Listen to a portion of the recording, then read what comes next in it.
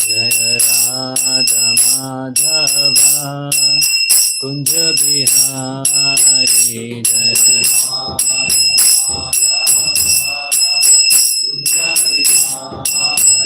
जय गोपी जन वल्लभा गिरिवरधारी जय गोपी जन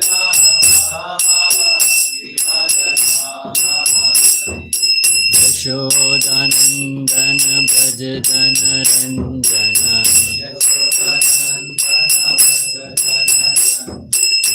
यशोदानंदन भज जन रंजन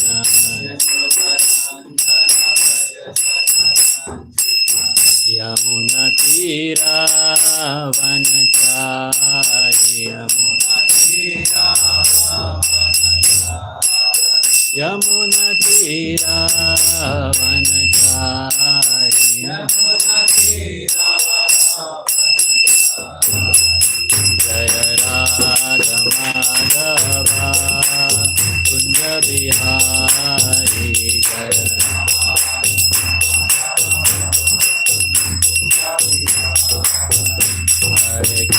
हरे Krishna Krishna Krishna Hare Hare Hare Ram Ram Ram Hare Hare Hare Krishna Ram Ram Hare Hare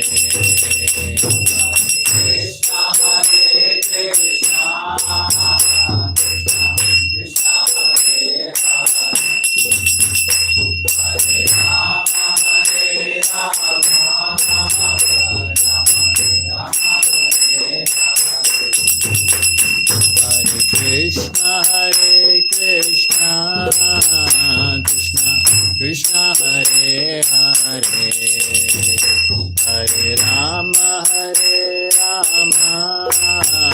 Rama Rama Hare Hare.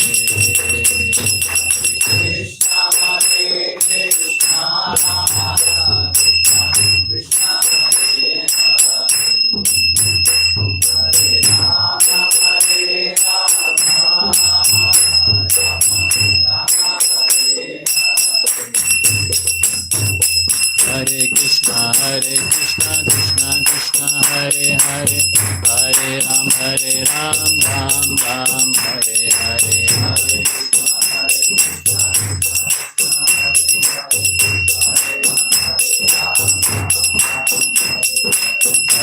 Krishna, Krishna Krishna Hare Hare, Hare Ram, Ram Ram Hare Hare. Hare Krishna, Krishna Krishna Hare Hare, Hare Rama, Rama Rama Hare Hare. Hare Krishna, Krishna Krishna Hare Hare, Hare Rama,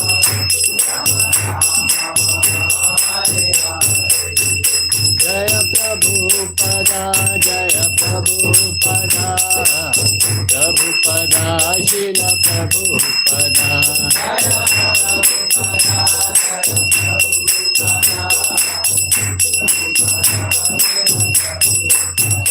Jaya Jaya Prabhupada, Prabhupada, Jaya Jaya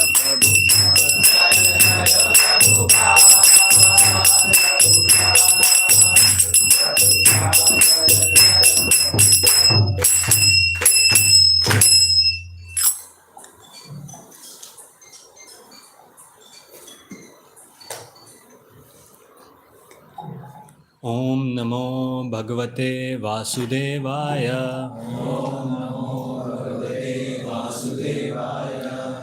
Om Namo Bhagavate Vasudevaya. Om Namo Bhagavate Vasudevaya.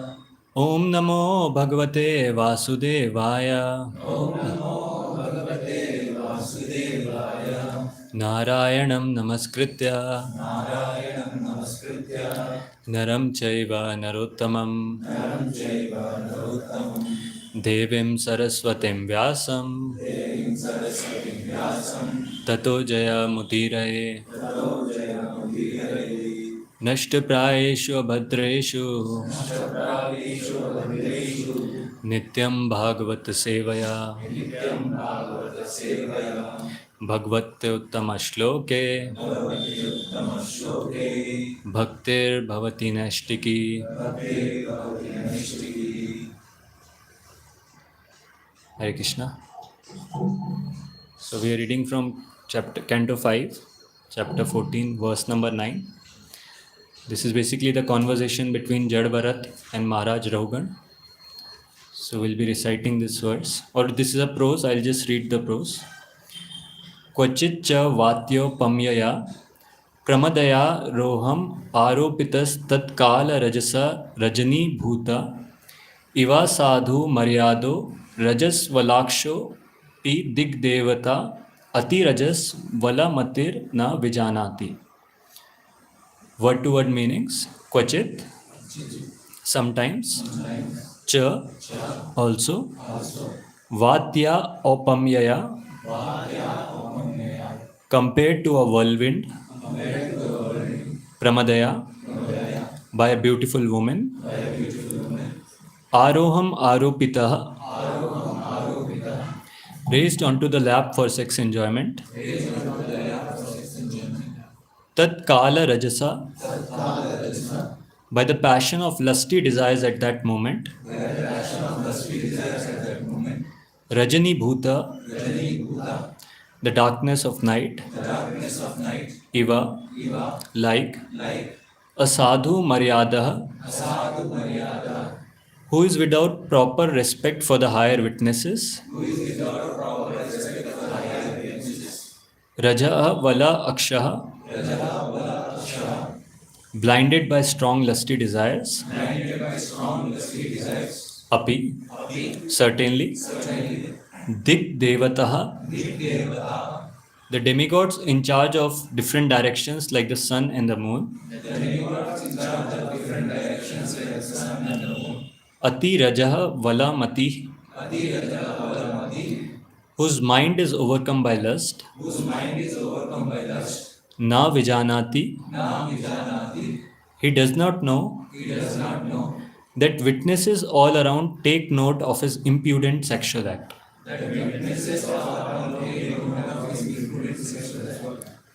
Translation and purport by His Divine Grace Isi Bhaktivedanta Swami Srila Prabhupada. Jai Srila Prabhupada. Translation. Sometimes, as if blinded by the dust of a whirlwind, the conditioned soul sees the beauty of the opposite sex, which is called pramada. Being thus bewildered, he is raised upon the lap of a woman, and at that time his good senses are overcome by the force of passion. He thus becomes almost blind with lusty desire and disobeys the rules and regulations governing sex life. He does not know that his disobedience is witnessed by different demigods, and he enjoys illicit sex in the dead of the night, not seeing the future punishment awaiting him. Purport. In Bhagavad Gita 7.11 it is said, Dharma viruddho bhuteshu kamo asmi bharatarshava. Sex is allowed only for the begetting of children, not for enjoyment. One can indulge in sex to beget a good child for the benefit of the family, society and world. Otherwise, sex is against the rules and regulations of religious life. A materialistic person does not believe that everything is managed in nature, and he does not know that if one does something wrong, he is witnessed by different demigods. A person enjoys illicit sex, and due to his blind, lusty desire, he thinks that no one can see him. But this illicit sex is thoroughly observed by the agents of the Supreme Personality of Godhead. And therefore, the person is punished in so many ways. Presently in Kali Yuga, there are many pregnancies due to illicit sex, and sometimes abortions ensue. These sinful activities are witnessed by the agents of the Supreme Personality of Godhead, and a man and woman who create such a situation are punished in the future by stringent laws of material nature. Devi hi esha gunamayi mama maya duratyaya. Illicit sex is never excused, and those who indulge in it are punished life after life. As confirmed in Bhagavad Gita 16.20, Asurim yonim apanna mula janmani janmani mam aprayeva kaunteya tato yanti adamam gatim. Attaining repeated birth among the species of demoniac life, such persons can never approach me. Gradually, they sink down to the most abominable type of existence.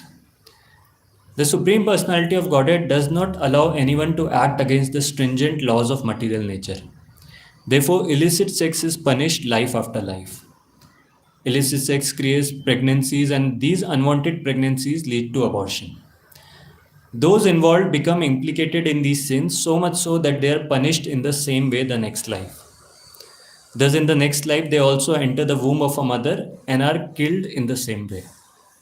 All these things can be avoided by remaining on the transcendental platform of Krishna consciousness.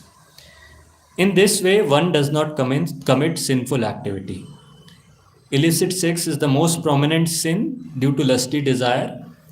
When one associates with the mode of passion, he is implicated in suffering life after life. Om Ajnana-timirandhasya Jnananjana-shalakaya Chakshurunmilitam Yena Tasmai Shri Gurve Namah Shri Chaitanya Manobhishtam Sthapitam Yena Bhutale Swayam Rupa Kadamahyam Dadati Swapadantikam Vandeham Shri Guroho Shri Yuta Padakamalam Shri Gurun Vaishnavamscha Shri Rupam Sagrajatam Sahagana Raghunathanvitam Tam Sajivam Sadvaitam Savadhutam Parijana Sahitam Krishna Chaitanya Devam Shri Radha Krishna Padan Sahagana Lalita Shri Vishakhan Vitamscha Namam Vishnu Padaya Krishna Pristhaya Bhutale Srimate Bhakti Vedanta Swamin Iti Namine Namaste Saraswate Deve Gauravani Pracharine Nirvishesha Shunyavadi Paschatya Deshatarine Namo Mahavadanyaya Krishna Prema Pradayate Krishnaya Krishna Chaitanya Namane Gaur Tushe Nama He Krishna Karuna Sindho Deenabandho Jagatpate Gopesha Gopika Kanta Radha Kanta Namostute Tapta Kanchana Gaurangi Radhe Vrinda Vaneshwari Vrishabhanu Sute Devi Pranamami Haripriye Vancha Kalpataro Bhisha Kripa Sindhu Bhevacha Patitanam Pavanebhyo Vaishnavebhyo Namo Namah Jai Shri Krishna Chaitanya Prabhu Nityananda Shri Advaita Gadadhar Shiva Sadi Gaur Bhakta Vrinda Hare Krishna Krishna Krishna Hare Hare Hare Rama Rama Rama Hare Hare Mukam karoti vachalam pangum langai ete girim yat kripatam ham vande Shri Gurum Dina Tarinam Paramananda Madhavam Shri Chaitanya Ishwaram. Hare Krishna. So this is a very interesting verse. So here it talks about this is a discussion going on between Jad Bharat and Maharaj Rahugana. And this verse talks about that how a conditioned soul is entangled in this world. So how a normal person, a person in general who is conditioned by the modes of nature, how he gets entangled or he gets blinded. So the example that is given is that he gets blinded just like the whirlwind. Just like when there is some dust storm or when the huge winds are blowing and dust is going here and there. So the person, naturally the dust will come in his eyes and he won't be able to see. He won't be able to observe what is there in front of him. Similarly, the reason why a person gets entangled or blinded in this world, and that is described here, is because of pramada, or the beauty of the opposite gender or beauty of the opposite sex. The person completely becomes blinded. Or it's described that his intelligence is actually blinded by lust. So this we have discussed many times, that how the intelligence works, how the mind works on the basis of sankalpa and vikalpa. on the basis of likes and dislikes, that a person likes something, wants to do something, and he does it. Mind does not have any discrimination power. But intelligence has that discrimination power. But here, due to the lust of the person, the intelligence is completely blinded. And he loses his discrimination power. Like Prabhupada used to give the example of butter and fire. Like he used to compare the male and female, that both are good. When they are separate, when they are coexisting, it's okay. But when they come together, that creates problem, or that creates a havoc. And that's why he used to give that example, that as soon as butter and fire comes in contact, naturally the butter melts and problems ensure, or suffering continues, suffering happens. So now here it's given that what does the person does, or what activities he does when he is blinded. So first point that is given is he ignores the rules of good conduct, or basically the rules and regulations regarding the Vedic principles, rules and regulations of sex life, or we have the different samskaras that are there, the Garbhadan sanskar that is mentioned. So he ignores the rules. And we have one example like that even in the Bhagavatam. We have the example of Diti. So like how Diti had that urge of sex desire, or Diti had that intense urge to engage in that activity. And even though the time was not proper, the time was not correct, she literally compelled Kashyap Muni to engage in that activity. And even though Kashyap Muni warned her that this is the time, this is not the correct time, this is the time when Lord Shiva along with his associates, that is all the ghosts, all the different demons will be roaming around. And if we engage in this activity at this time, these people will be attracted to the womb. But still she couldn't resist and they engaged in this activity. And the result we all know was that these two demons, that is Hiranyakashipu and Hiranyaksha, were born. And of course, nowadays, no one cares about time, place, and all these things. And that's why we see this has become very, very common. Ignoring the rules of good conduct, or rules and regulations of sex life. Then another thing that is mentioned here is the vision of the person is covered by the impulse of passion.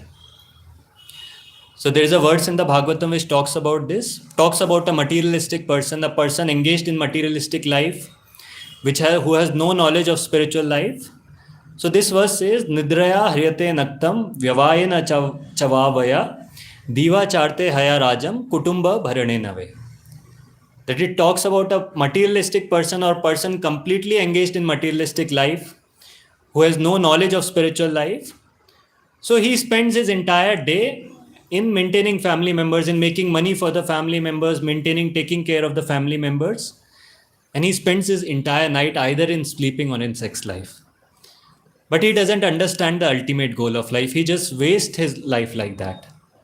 And Bhagavatam literally condemns such people. Bhagavatam, in this verse also, it's quite clear, it condemns such kind of civilization or such people who are engaged in this activity.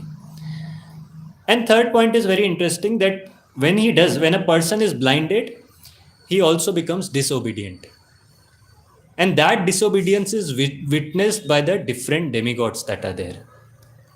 So this is again very, very interesting, that whatever activity we do, or whatever thing a person is performing in this life, there are many, many witnesses around. Like people may say, sometimes general people say, who is saying we are doing this activity, we are consenting to it, we have no problem. And you are saying it's suffering, or it will lead to suffering, but we are enjoying. There is no suffering as such, apparent suffering as such. Then what is the problem with these things? Even legally, someone may say, legally also it has been legalized now, there is no problem. Government is not punishing us. Why do you speak about all these things? So then it talks about these different demigods, or different witnesses are there. So this is again very nicely explained. This comes in the 6th canto of Bhagavatam, where there's an interesting conversation that happens between the Yamadutas and the Vishnu Dutas. So we all know the pastime of Ajamil that was there. Ajamil, a very sinful person. In his beginning of his life, he practiced devotional service. He was a Brahmana. But seeing that scene of a Shudra and Shudrani embracing each other, he got bewildered and he deviated from the path of regulative principles. And how he deviated so much that he brought that prostitute at his home and sent out her good wife that was there. And he completely engaged in sinful life throughout. But at the end of life, he was about to die and he saw those Yamadutas approaching him. or saw those frightening, scary looking Yamadutas approaching him, in fear, he called out the name of his son. He called out the name of the son, and luckily, the name of the son, or fortunately, the name of the son was Narayan. And when he called out the name of his son, the Vishnu Dutas heard that. And Vishnu Dutas thought that he is calling the name of our master. They didn't care of the intention of why he was calling, whom he was calling. They just heard that he's calling the name of their master, and they came to that place. And that is where, when the Yamdutas were about to snatch the soul of this person or about to take away the soul of this personality, there was a conversation. Vishnu Duta stopped them.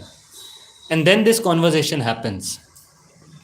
So now Yamdutas are very amazed. Yamdutas are surprised that who these personalities are. They are stopping us from our activity. They are stopping us from what has been given to us, our duty. That this person is a completely sinful personality and he should be under the jurisdiction of Yamaraj. And we are just doing whatever has been told to us. We are following our rules and regulations. And they ask them that, who are you? Where have you come from? And how come you have the audacity to tell us what is right and what is wrong? The Yamdutas are asking the Vishnu Dutas. And there, in response, Vishnu Dutas asked them, Vishnu Dutas also cross-questioned them that, if you are actually the servants of Yamraj, then tell us what are religious principles. What is religious principles? What is right and what is wrong? Or what is irreligion? What is that according to your definition? And there Yamdutas, they speak something very interesting. So they don't speak that religious principles are what is given in Indian constitution or Indian penal code or criminal or civic laws. Nothing like that. They say Veda pranihito dharma. That whatever is given in the Vedas, whatever is given in our scriptures, that is dharma, and that has been given by the Supreme Personality of Godhead. That has been given by Lord Narayan. And there they speak about these different demigods or different witnesses that are there. Witnesses who are always there, who are always witnessing all our activities that a person is performing. And no matter, he may hide from the externals that are there, or he may hide from different people around him, but he can never escape these witnesses. So there are 13 witnesses. The first one is the sun. Then there is fire. Then there is sky. There is air, the demigods. And like that, multiple are covered. Like someone may say, okay, the sun is there. Okay, no problem. When the sun is not there, I'll do some sinful activity at that time. So even night is covered, evening is there, day is there, and all of them are witnesses. So a person cannot escape under any circumstances. Okay, someone may say, I will do some sinful activity inside water. Water, no one is watching. So even water is one of the witnesses that is there. Water is the witness, land is the witness, directions are the witness, and finally the super soul is the witness. No matter wherever the person goes, whatever person does to hide, the super soul is always there, constantly watching the activities of the person. And this is what the Yamdutas say, that these witnesses, they are the ones seeing the activities of the personality. And if he deviates from these regulative principles, they are the ones who make a note. They are the ones who make a note, and based on that, the person is punished. So even though people in general may say, okay, it's all legalized, government has legalized, what's your problem and why you are against it? Because they don't understand that these are God-made laws. And these are the laws which will never change. With time, we see the laws of the society, the laws of the government, they may change with time. People may become more liberal, and they may, in order to relax people's sense gratification, just for their personal benefit, personal enjoyment of for getting votes, they may change the laws. But these laws will never change. Or these laws, if a person breaks these laws, he will definitely have to be punished. As Prabhupada also says, ignorance is no excuse. Like if someone doesn't know, that doesn't mean he'll escape from all these laws. Or someone says, I didn't know about these witnesses, I didn't know who is watching, that doesn't mean he'll escape. If a person, just like he gives the common example, if a person is driving, he needs to know how to drive, where to drive, which side of the road to drive. Similarly, a person who has got the human form of life, he should know, or he needs to know what is right and what is wrong, what is dharma, what is according to dharmic principles and what is not according to dharmic principles. And someone may question, how is a person supposed to know all this? Who is teaching them all this? So we all know in the past system, in the Vedic system of education, the Brahmanas had that role. The Brahmanas were there, the Vaishnavas were there. They were supposed to teach everyone. Others were supposed to listen, others were supposed to get the knowledge. And these people, they were the ones who were supposed to teach the society. Of course, now due to the fall down of the Brahmanas, no longer such teachings are prevalent in the society. But then one thing everyone has to understand, breakdown of the system doesn't mean the laws will change.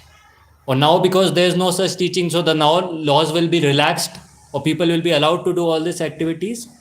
That is never going to happen.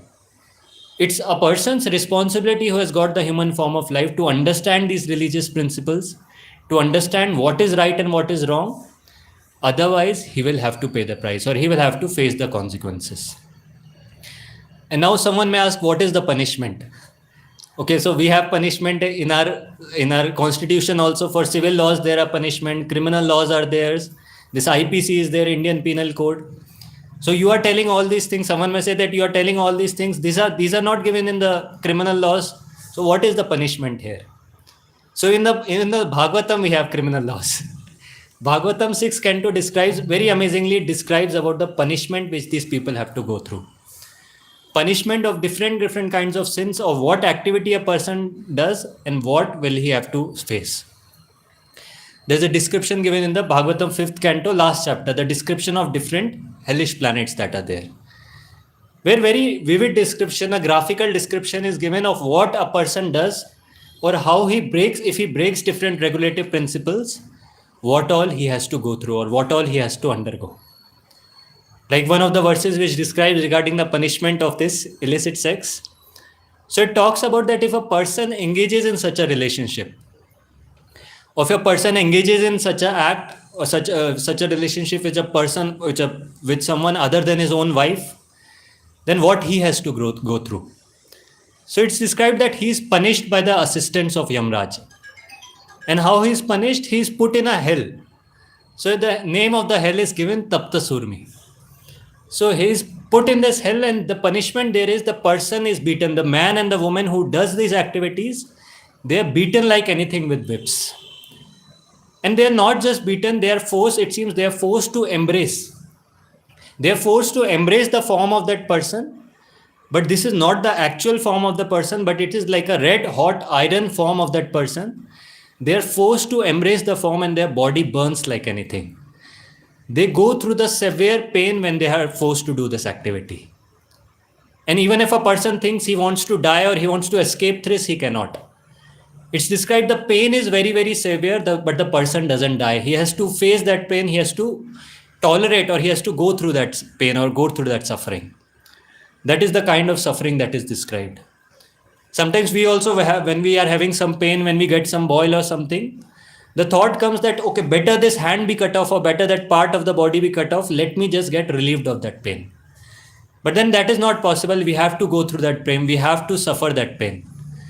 And similarly, no matter whatever they want, even if they want to die there, that I want to just get rid of this pain, they cannot. They have to go through this painful circumstance, the severe pain that is described. And for everything, even I was describing, Lord has made many, many provisions. He has given in very, very detail the criminal laws. That, okay, not just for a person who does sex indiscriminately with another person or another woman. Even with animals. If someone is so degraded that he does such activities with animals like cows or dogs or other animals. I don't know how that works, but whatever it is, no need to imagine also. But whatever it is, if a person engages in such activities, he is also punished. And there is a provision for them. So there is a place named as Vajra Kantaka Shalmali. So again, another hellish planet where these people are also punished. It's described there is a silk and cotton tree there, and this tree is full of thorns. Full of thorns, and these thorns are as sharp as thunderbolts. And a person who does this activity indiscriminately, or who has no sense, who has no good sense at all. So he is pulled on that plant, or he is hanged on that tree and pulled down like anything. So his body is pierced by those thorns, or his entire body is teared by those thorns, and he feels an intense pain. But again, he cannot die. He has to go through that pain. And this is how different things are given. This is how the laws are given even in the Bhagavatam. And these laws never change. These laws won't change with time, no matter how the people became, no matter how degraded the Kali Yuga goes on, how degradation happens in Kali Yuga. These laws will always remain the same. A person who does all these activities will have to go through all these pains or will have to go through all these circumstances. And let's say someone says, okay, all this is given, but I don't have faith in all this. Some general person may say, okay, this is all fairy tale. How can I believe all these sufferings? I have not seen, like general people say that I don't see. So Prabhupada speaks something very amazing about this, and we can also analyze that it's not about the next life. Even in this life, if we analyze, even in this life, people who engage in all these activities, there might be some momentary pleasure that might be involved. There might be pleasure for some time, for a few minutes, for some time. But then in the end, we see all of this results in suffering. The person suffers like anything. A person who puts his entire consciousness in all these things, his time and energy in all these things, later on, after a certain point of time, the person suffers. He suffers emotionally, he suffers physically, he suffers mentally. He suffers in different ways. And we literally have seen so many examples of people turning up at our door who are suffering with all these things. And many times these people who come here, they're not looking for understanding the Bhagavad Gita. They don't want to know the difference between matter and spirit. This is not the reason they come here. They come here because of these reasons, that they have gone through these things. Now they are suffering. Now they are not able to sleep. They're in depression. And that is the reason they turn up here. So we see it's not just about next life, that what will happen then, or someone may say, I don't believe in all these things. Even in this life, if a person analyzes properly, suffering will always be there. Even in this life, the person will have to suffer. And that's why Chanakya Pandit, he used to say a very famous verse about the standard of education. What should be the actual education, or what should be the actual character of a personality or a character of a student that should be there? And he speaks this shloka, Matravat paradhareshu, paradavreshu loshtavat, atmavat sarva bhuteshu, ya pashyati sa pandita. So he speaks about the standard of education, or who is a pandita, who is a person who is educated. And he's not seeing the person who is having degrees or who is having too much materialistic education. He's the one. He gives the real definition, that is Matravat paradhareshu, meaning that one who considers another's wife as his mother. And of course, for unmarried people, everyone has his mother. So one who considers everyone as his mother, and then paradavreshu loshtavat. It means another's property as garbage. What it means is, just like there is garbage, so much garbage lying on the street, and no one actually cares for it. No one going to collect that garbage, or no one is interested about that garbage. Similarly, the possessions of other personalities, or the possessions which other people have, that should also be considered as garbage or insignificant for a personality. Or we should not have a hankering for devotees. We can understand we should have some hankering for personal sense gratification by the possessions of others. And the third thing he says is Atmavat Sarva Bhuteshu, that one who treats everyone, treats others as he treats his own self. That person can be called a learned person. Not just a person who has some amazing education, or not just a person who is very great in different skills, but a person who has all these qualities. He can be considered a learned person. Therefore we see even in Ramayana. So Ravana was condemned not only by Lord Ramachandra, but by his own chaste wife Mandodari. Since his wife Mandodari was very, very chaste, she also condemns Lord Ram when he kidnaps Mother Sita and brings her there. Because she knew the power of another chaste woman. She knew that this would result in the destruction of destruction of Ravana. So she also condemns that activity.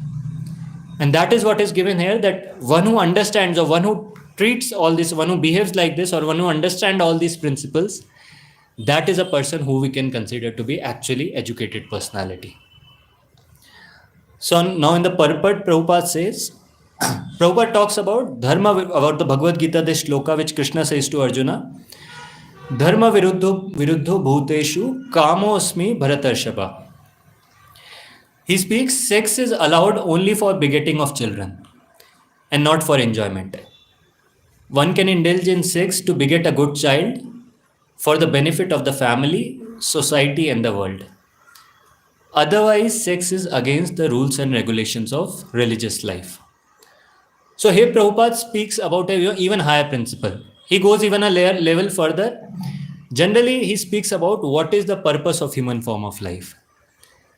That it's not about that the sex, even when it comes to, forget about illicit sex or doing it outside of marriage, that we have already discussed. Here is talking about one who gets married in a illicit relationship. Even there, he speaks about these regulations that are there. Because as we all understand, human form of life is meant for self-realization. It's meant for a purpose, and all these things that are there, they are meant for a specific person, specific purpose that is there.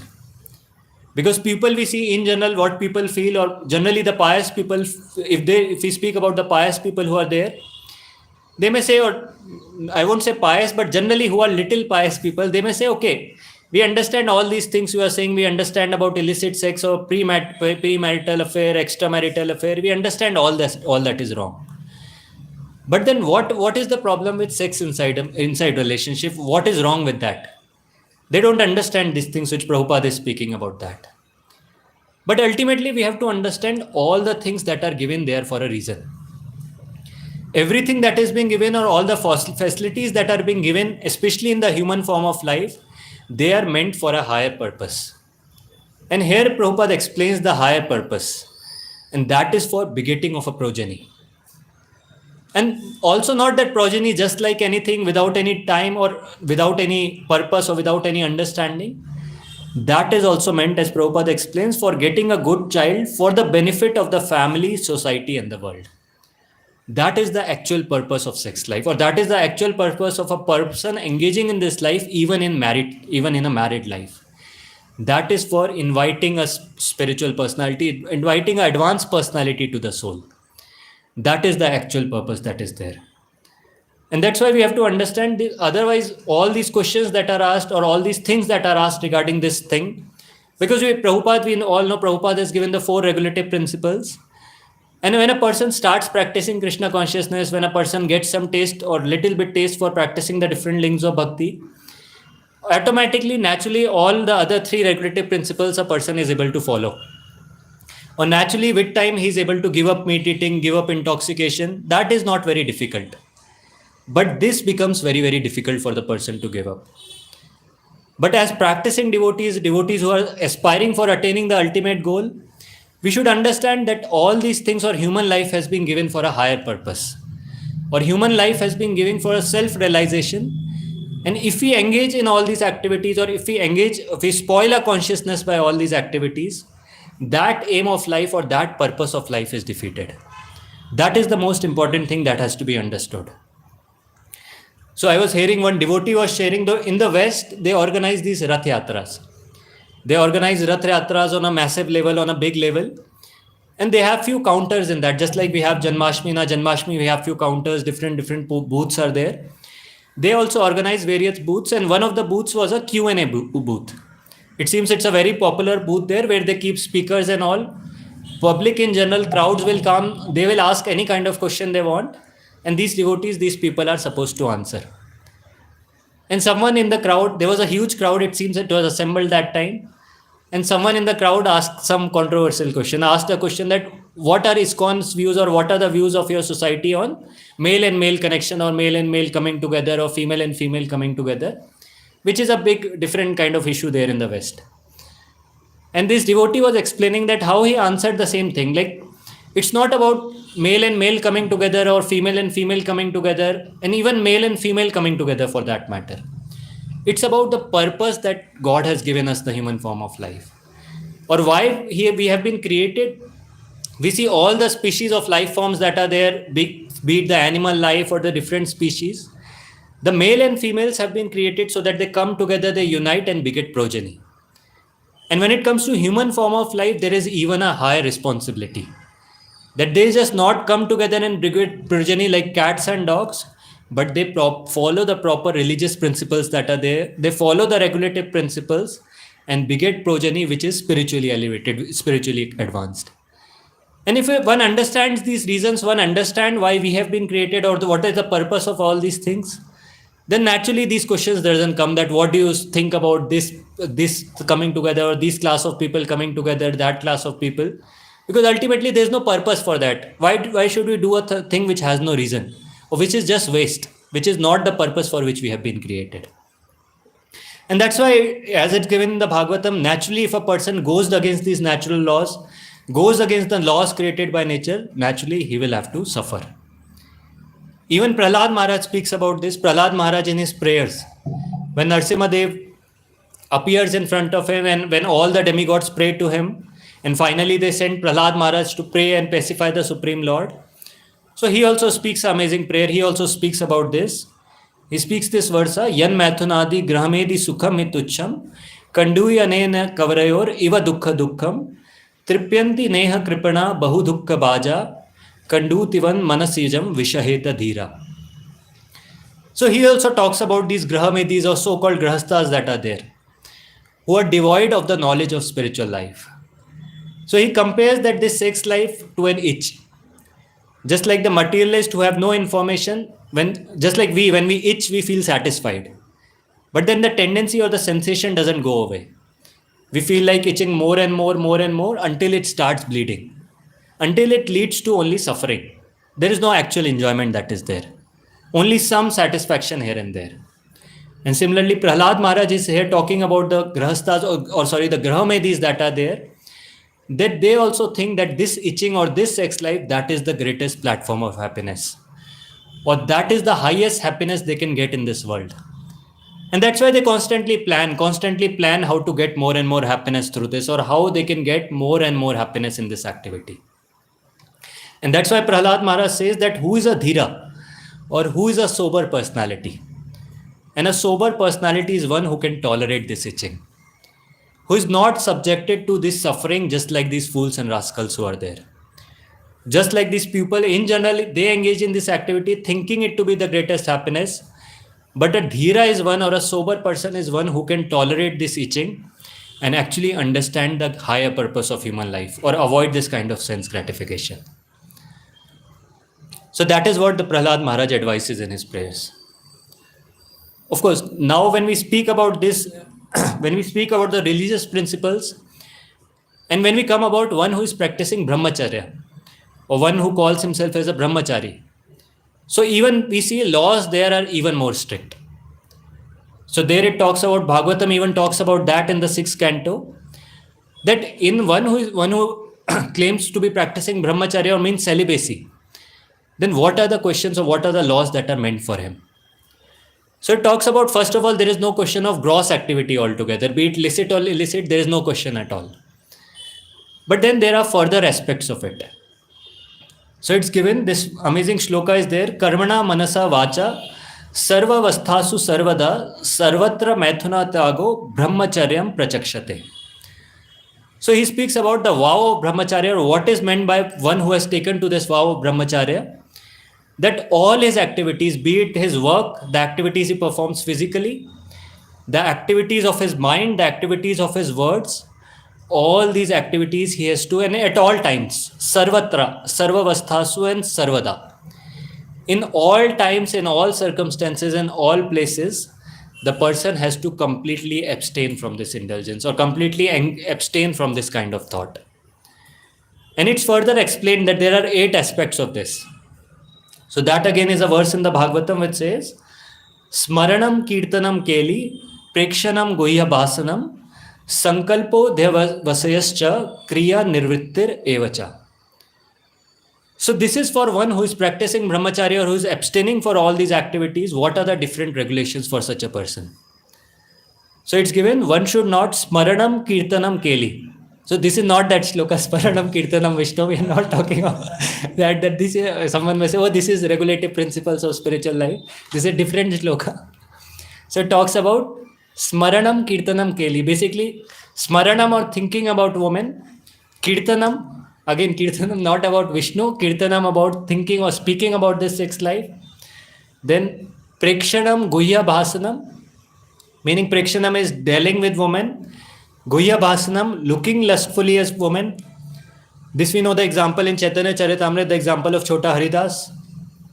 How he did not even engage in some sinful activity. He just by the glance, just by that lustful glance, Chaitanya Mahaprabhu was so angry, so annoyed that he removes him from his service. So that is the 4th one, that is looking lustfully as woman. And then it speaks about talking intimately with women. That is Guhyabhasanam, talking intimately with women. Fifth one is Sankalpo. That is, of course, deciding to engage in such an activity. Dhyavasya, endeavoring for such an activity. And Kriya Nirvitta Revacha. That is engaging in this activity. So we see these 8 principles that are there, and if you analyze, these are from subtle to gross. The last few principles, they are the gross things that a person actually engages in such an activity. But even a person who is practicing brahmacharya has to avoid these things even in a subtle way. What are those subtle things? Thinking about that, thinking about a woman, thinking about opposite gender, speaking about that, or looking lustfully at people around. Even those things have to be even those things have to be practiced, or those are the expectations from a brahmachari. So we see in the past, I was hearing in the past, we used to have definitely this Gurukul system of education that was there. Varnashrama was being followed up. People were sent to the Gurukuls. And they used to be trained up nicely, or the training was given in how to control the mind, how to control the senses. And everything was being trained properly. They were not just giving training in the education or different aspects of skills that are there, but they were also trained how to build a nice character. That was the training, and this training used to happen when the person who is to serve the guru like a menial servant. When the people they used to be put in Gurukul, they used to serve the guru like a menial servant. Then they used to be trained up in these spiritual qualities. And then after that, one who is trained up in all this, people may take up to different paths of life. One who decides to remain celibate throughout, like Prabhupada gives the example of his own spiritual master, Bhakti Siddhanta Saraswati Thakur, who was a Nashtiki Brahmachari. And also in Bhagavatam, one example comes about in the pastime of Chitraketu, where Lord Shiva is also called as a Mahavrata Dharau. Or Prabhupada translate that as a brahmachari who has never fallen down. So that is about celibacy, one who decides to continue on this path, remaining brahmachari throughout that life, and decides to act on the spiritual platform. So one more thing that has to be understood of what is the meaning of brahmacharya. Brahmacharati iti brahmacharya. So one who is not just abstaining from these activities, at the same time he is engaging on the spiritual platform. Someone cannot say just because I'm not married or just because I'm not engaging in these activities, I can call myself a brahmachari. The person also has to stay in the ashram of a guru and follow his instructions, or serve him like a menial servant. That is the actual definition of a brahmachari. So now discussing all this, someone may say, now it seems all these things are impossible, because we have been trained in a completely different way than this way. We have not been trained in all these circumstances. We have not been given such training. So I was reading some interesting cases about how Prabhupada dealt with such cases. Or even when Prabhupada was there around, and when some disciples approached him for such problems, what were the solutions which Prabhupada gave? And they were very interesting, very practical solutions, and which shows that how, even though all of us, most of us not been undergone through or not gone through such training, or not have gotten such training, even by the intense practice of Krishna consciousness, all these things can be avoided. So one such case, I was reading one such letter of Prabhupada I was reading, he had written to one of his disciples. So it seems this was a time of 1968. Now we all know ISKCON was established in 1966. And just after his establishment, 1 or 2 years after that, Prabhupada fell ill. Prabhupada was severely ill. He went back to India for his treatment. And devotees were approaching him, or devotees were taking guidance from him on the basis of letters. Like devotees used to write letters, and Prabhupada was guiding through the letters. And still we see the faith Prabhupada had in the instructions, or had in Krishna consciousness. We see how amazingly he deals, or how amazingly he gives them different solutions. So one of the cases was, one of the disciples, we know that time it seems he was leading the temple, Brahmanand Prabhu. He was there in charge of the temple. And he wrote to Prabhupada regarding another devotee who was facing some difficulty.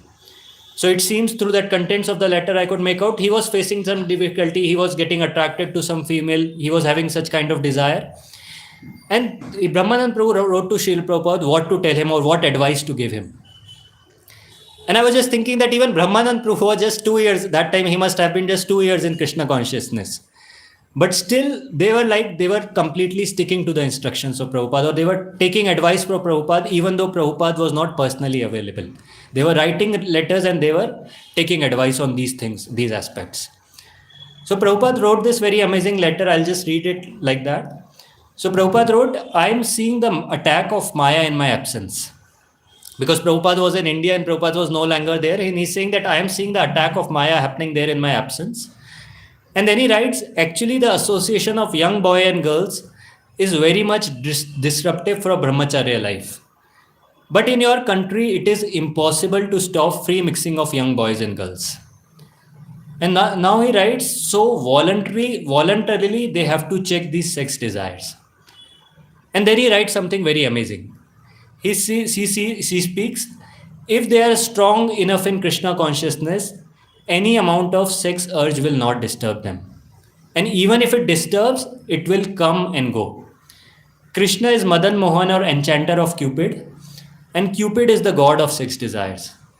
So if anyone wants to enchant Cupid, instead of being enchanted by Cupid, he must take shelter of the enchanter of Cupid. That is Lord Shri Krishna. Basically, the shloka from Bhagavad Gita, Devi Esha Gunamayi, Mama Maya Duratya, Mam Eva Ye Prapadyante, Maya Metam Tarantide. And Prabhupada, with such confidence, he is writing to such people, writing to these people who had taken to Krishna consciousness, even though he knew what all background they were coming from, what all activities they had performed, but still he had that confidence that if they are strong in Krishna consciousness, any amount of urge cannot disturb, or even if it disturbs, it will come and go. This was the amazing confidence which Prabhupada had. And then in the last of the letter, he writes some practical tips for that devotee. He speaks that this devotee must subdue his sex desire, and 2 points he writes. One is constant chanting of the Hare Krishna Mahamantra and praying to Krishna to help him. Intense prayers to the Lord to help him, to get him out of this circumstance, and also constantly chanting the Hare Krishna Mahamantra. Even in a similar case, in another letter to another devotee dealing with a similar problem, there also he writes something similar. He writes that you stop all other activities and just chant 64 rounds every day. Strictly follow the rules and regulations, chant 64 rounds, and pray to Krishna to help. Pray for the Lord's mercy. So this is that if these devotees practice the things or practice the instructions that are given nicely to them, even though if you compare, they were very, very new to this entire culture of Krishna consciousness, to this entire practice. When it comes to philosophy also, not many books were there. But still Prabhupada had that faith that if they just follow these two things, that is the constant chanting of the Hare Krishna Mahamantra and intensely praying to the Lord, they can be saved, or they can continue their practice. Of course, in the last content of the letter, Prabhupada writes that if still the devotee is not able to abstain, ask him to take responsibility and get married. There is no question of illicit sex. So that is what Prabhupada writes as a last thing, that if still that thing is there, this is the solution. There is no question at all of engaging in illicit activities. So this is what we see here, even in this letter of Prabhupada, that how if someone has a genuine desire to attain the goal, someone is sincere in his practice, and if he just follows these instructions, if he just have that sincere desire that I want to please Guru and Krishna, I want to do all these activities for the pleasure of the Lord. Just like recently we heard that example of Giriraj Maharaj also, that how every activity, if we think that whether my spiritual master will be pleased by it or not, if we do all that activities, if we do activities in that way, we can protect ourselves from, or we'll be able to get rid of these anarthas. And one more thing is, of course, in the nectar of instruction is said, Utsaha Nishayat Dharyat, that even if a person doesn't get rid of this immediately, even if the things come again and again, or the things are popping up again and again, so one has to be dharyat, one has to be patient, and he has to continue executing his devotional service. Or he has to continue executing his devotional service or executing his spiritual life, because as we understand, this is a moment-to-moment business. It's not that one day you do the prayers and another day immediately everything is vanished or everything is gone away. Instead, he has to consistently or again and again pray to the Supreme Lord, again and again seek his blessings, and again intensely take shelter of spiritual master, again and again take shelter of the Supreme Lord. And with that, if the devotee is sincere, if the devotee sincerely practices, and if the Lord desires, or if the Lord is pleased by that, then definitely the mercy will flow. So at last, I would just like to end. So we see this even in the pastimes of scriptures of one prominent acharyas that is there, that is the Yamunacharya who is there, that he was able to give up these things, or he was able to give up sex life just by engaging in Krishna consciousness. So Yamunacharya, it's described, he was a great king, great prince who was there, very, very opulent, very, very wealthy. And he had amazing opulence, amazing accessibility to everything. He had many princesses who were there. He used to enjoy like anything. But later on, after he became a devotee, he became such a great devotee that he became the spiritual master of Ramanujacharya. The great Acharya of the Sri Sampradaya, Yamunacharya, went on to become the spiritual master of him. And this is what Yamunacharya writes, a very, very famous shloka which Prabhupada often quotes. Yad avadhi mama cheta Krishna padar avinde, nav nav rasa dhamani udyatum rantum asid, tad avadhi bata nari sangame smaryamane, bhavati mukha vikara shushtu nishti vanancha. So he says that Yad avadhi mama cheta Krishna padar avinde, that since the time I have been engaged in the transcendental loving service of the Supreme Lord, or since the time I have been engaged in the service of the Supreme Lord, Nav Nav Rasa Dhamni Udyatum Ransum Asit. That I am realizing or I am getting ever new pleasures or new pleasures in that service. Nava Nava Rasa. Or I am getting new malice or new satisfaction, new bliss, ever new increasing bliss in that service. That Tad Avadi Bata Nari Sangame Smarya Mane. That now whenever that thought comes in my mind, or even that thought comes in my mind of this kind of desire, my lips discurl with distaste, or my lips curl with distaste, and I spit at that thought. And this is what which we see an example of a person who has attained that higher taste, or we call the param dishtva nivartante. That when finally the person who is sincere in his practice, who always prays to the Supreme Lord, and as we know, constantly chant the Hare Krishna Mahamantra, and prays to the Lord for his help, for his mercy. And when he gets that higher trace, then he comes to this position, or he is not at all affected by spiritual life. And this is what Prabhupada used to say, this is the test of advancement in Krishna consciousness, that no one needs a certificate that someone will give Shiksha level 4 certificate or 8 certificate. That is not the actual test of advancement in Krishna consciousness. The actual test of advancement is when a person is able to see in himself that how much he is able to curb, or how much these desires are going down, or at least how much he is able to tolerate these desires, how much he is not getting affected by these desires. This is the test that a person can actually understand he is advancing more and more in his spiritual life. More and more he should feel distaste in all these material pleasures that are there. And that is what Prabhupada in the last part of the purport explains, that this activity is most prominent sin due to the lusty desires that happens when one person associates with the mode of passion. He is implicated in this suffering life after life. As Krishna says in the Bhagavad Gita, Kamesha Krodesha Rajoguna Samudbhava Mahasano Mahapapma Vidhi Enam Hi Vairana. That it is because of this lust, or it is because of coming in contact with that material mode of passion, that is the sinful enemy, or that is the enemy which devours the spiritual life of a person, or a person actually get deviated from regulative principles.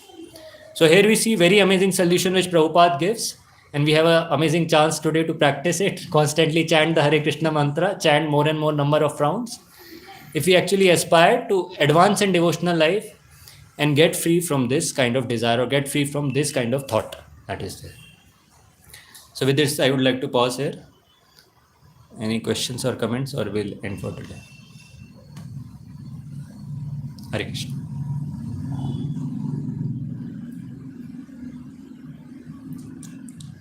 Yes.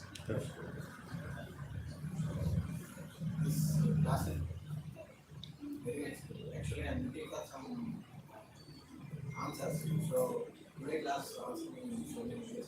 So my question is, uh, why the feelings of lusty feelings are coming to be some people, but some people they don't get the lusty. So my in Prabhupada gave solution. If we have lusty feeling, we can chant constantly Krishna. It may vanish after some. But my question is, suppose X person we get that lusty desire, portion to the other person not at all get that. So, as per my understanding, this Dharma Ajami, they have Sukriti also. Still, they fall down to the. So here I am not seeing Sukriti may help to uh, not to get the classification. So I just want to understand why that feelings are. The Sukriti may be there. So when we see the case of Ajamil, Prabhupada explains and Prabhupada gives that common comparison between Ajamil and Haridas Thakur. So Sukriti was there, Ajamil was also practicing the rules and regulations, regulative principles, but he was still not that very much advanced. And that's why Prabhupada often repeats the same thing, that we have to be very, very careful. At least in the beginning stages when we are practicing Krishna consciousness, we have to be very, very careful to even consciously avoid all these things, or consciously try to avoid or not to meditate on such things. Because in Ajamil's case, he was not on that elevated platform, that just by seeing his mind was bewildered and he deviated from the path of regulative principles. But at the same time, we see the case of Haridas Thakur also. He was sufficiently advanced. And that time we know how a prostitute came to allure him. And no one was there, only he and that lady was there. And still, forget about he getting here, he falling down into the trap. He even delivered that person. And she also later became a pure devotee. So this is what we see. It's not about Sukriti people may be having, but it's about the advancement, as I mentioned in the end. It's about how much advancement a person makes. And ultimately, a person has to be careful all the time. Even if a person is very, very advanced, still he has to be careful. It's not that he can become careless or something like that. But that time, that these things affect less, or these things don't affect that much. Hare Krishna.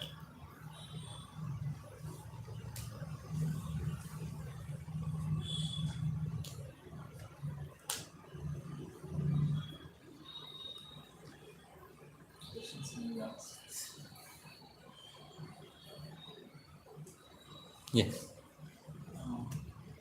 For the solution, propagated for this realization, I read one letter engaging in the TT worship. So here I get that if a person is kind of not able to come to the TT worship status, he is disturbed with so much, then Prabhupada gave a very nice solution of continuous chanting. I think maybe on a later stage, Prabhupada may have given those solutions. This was very initial days. So that time, this was the solution that was given, chanting the Hare Krishna Mahamantra. That's what Prabhupada must have taught them that time. These things, the basics of Krishna consciousness. So, praying to the Lord.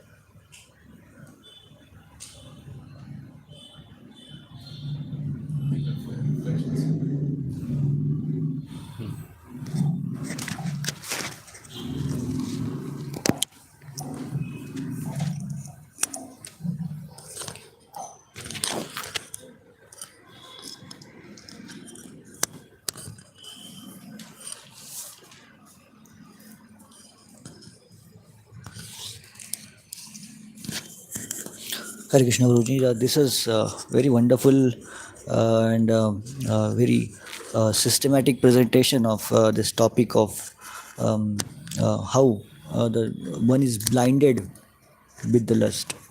And initially you started with how this lust has different stages. It affects, first stage is it becomes ignorance of the rules and regulation, and vision is blinded, and then becomes disobedient and all these things, and it will lead to the fall down of a person. So it is a kind of a systematic analysis. Yes, we have to which stage we are and where we are. We can just stop it. And of course, you gave the nice solution with Srila Prabhupada's words that we have to constantly engage ourselves into the chanting of Hare Krishna Mahamantra. Yeah, of course, it was amazing one. Hare Krishna. Hare Krishna Prabhu, thank you very much for the nice brahmachari class.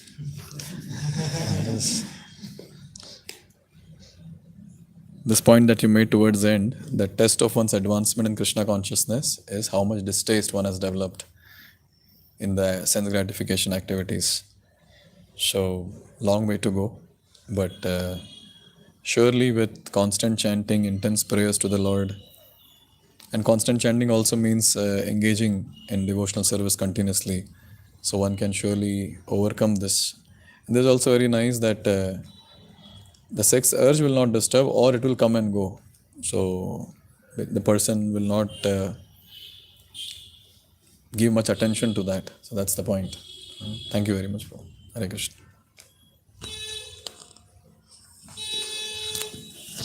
Hare Krishna Prabhu. Thank you very much for such a wonderful class. Systematically, we mentioned very nicely how the lust affects different kinds of people. So even though when it comes to the level of brahmachari, trying to practice, there are 8 levels which are there to be followed exactly, and not just avoiding them, but also meditating on the Lord. So this is known as actual brahmacharya. And yes, you gave the solution also from Prabhupada that constantly chanting and praying to the Lord. Only Lord can help in this to remove this sex desire from the heart. Saying in, I think, Bhakti Vaibhava class only, Vamshavadam Prabhuji was mentioning this same, what Prabhuji told. So chanting means not just chanting. I think one sannyasi sent to Vrindavan, some devotee. So he was telling, I want to chant in Vrindavan. So I'm not able to. So you gave me the service. Then Prabhupada told, so your chanting is doing service, not just counting the beats, but counting the bricks. So constantly engaging in service is your chanting. And that is what I understood from this class. So continuously praying to the Lord and engaging the service, continuously chanting.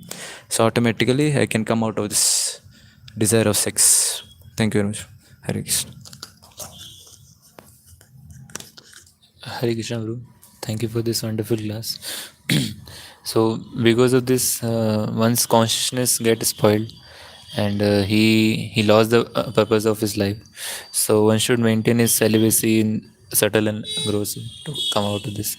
Not only this, controlling and also engage in devotion service. Hare Krishna. Hare Krishna Prabhuji, thank you very much for this nice class. So Prabhupada and also it's explained that the free mixing of boys and girls should be avoided, as you were saying, because the example of analogy of fire and butter comes that as soon as they come together, the butter automatically melts. So similarly, the free mixing should not be allowed, but Prabhupada mentioned that in this age that is not possible. So one must check himself voluntarily, which is very, very important for all people. And the practical solutions which you gave, that even though one has been enchanted by this, Prabhupada nicely mentioned that don't be enchanted by Cupid, be enchanted by the enchanter of the Cupid. If you want. And then the other practical solutions also, that the constant chanting of Hare Krishna Mahamantra and intensely praying to Krishna, not just that one day I prayed and next day everything would be vanished, but constantly praying to Krishna for getting relieved of this kind of disease. Hare Krishna. Hare Krishna, Prabhu. You told, thank you for nice class. You told so many points. So, whatever one person does, there is always a witness watching always. Even if no one is watching, super cell is always there. And a sober person can tolerate the impulse of sex. So, for brahmacharis, thinking of sex or looking lustfully, that should be fully stopped.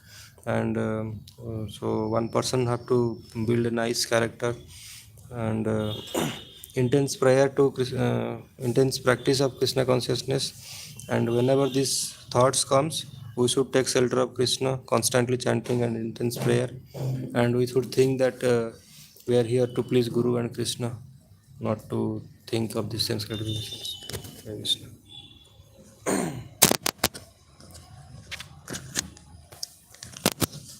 Hare Krishna, Prabhuji.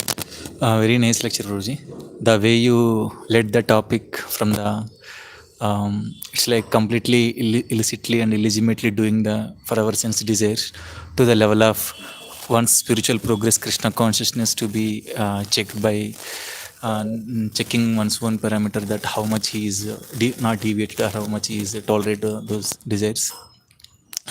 And you nicely explained through the flow. And even legitimately also, it has to be purpose driven, not like just doing for the sake of sense enjoyment. And on top of that, another next level, the brahmacharya, the more legitimate rules So you gave very nice that shloka. Sarvavastasu sarvatra maidunatyago. It is brahmacharya. Very nice shloka. It's like conclusion of all the philosophy in it. And on top of it, you said that even after practicing brahmacharya, someone engaging Krishna consciousness, if getting thoughts by Brahmananda Prabhu later written letters to the Prabhupada. Prabhupada given very nice. That was really like chanting Satatam Kirtayantam, always listening. But in this flow of listening, this shloka, especially touching and inspiring me a lot because to surpass that unwanted desires, continuously chanting. And finally you said that it's like our like how much we have to test without asking anybody Krishna consciousness, how much we are progressing, we can check our own self. Thank you, bro. Very nice class. Hare Krishna. Thank you, Prabhuji. Hare Krishna, for the wonderful class. So, you mentioned how to subdue the desires. So we have to chant Hare Krishna Mahamantra, and we have to intensely pray to Shri Krishna. And the next point is the more advancement in spiritual life is how we can tolerate the urges and how much desires are they going. So and also Prabhu, we can only endeavor it but we need the mercy of Lord, so that the desires can go. So Prabhu, you please pray for me and give the blessing so that I can just implement in my life. Thank you, Prabhu. Hare Krishna. Please pray for me and that I can just implement in my life. Hare Krishna.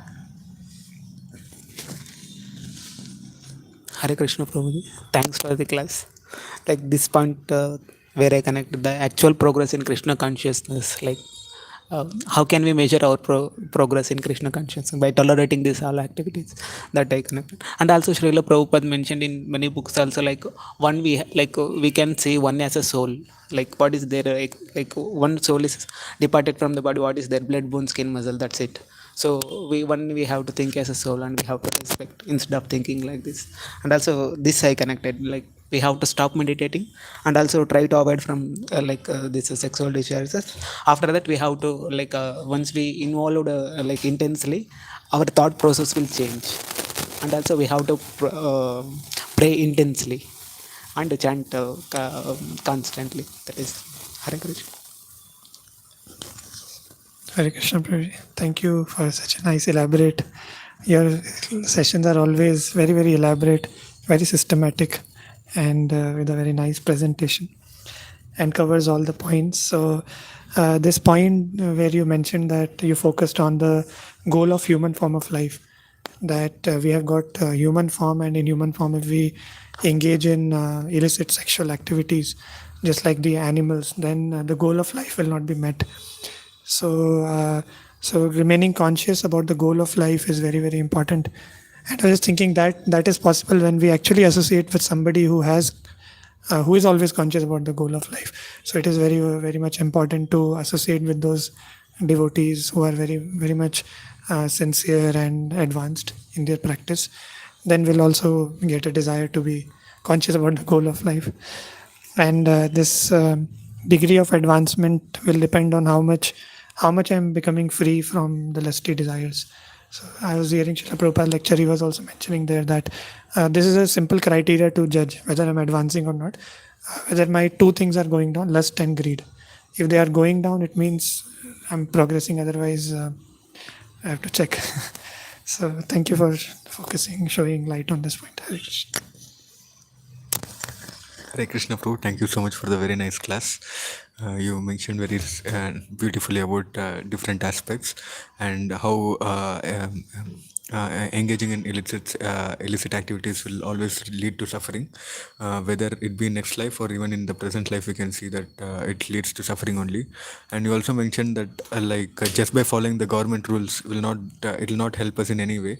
We have to follow the Vedic principles, regulative principles of dharma. Only then we can get elevated.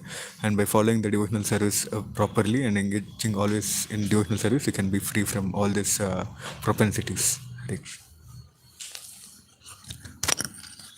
Hare Krishna Prabhuji, thank you for the class. So this point, ignorance can't be taken as an excuse. Even if you if you are not knowing, or if you are not even not even trying to know, you will face the consequence of your activities. Even in the material world, if you see if you don't know the law, still we have to get the punishment. So in spiritual world, you obviously have to get. Hare Krishna.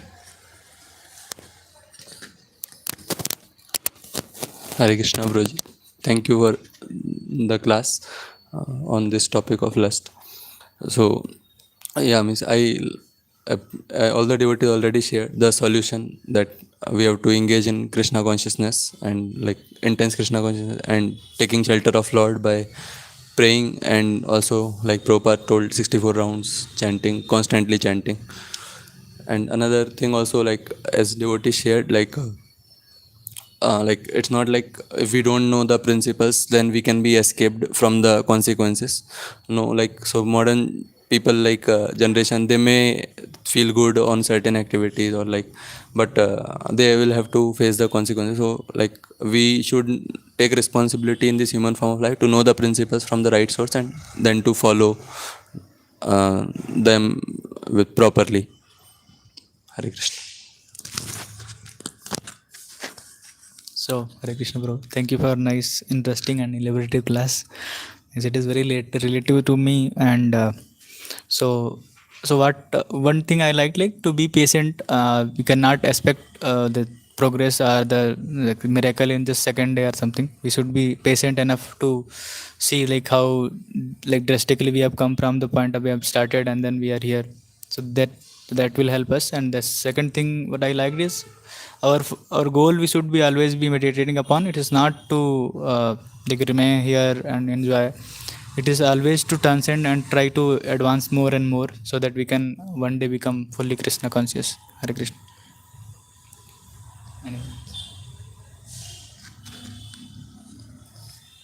Approved. Sachin Guru.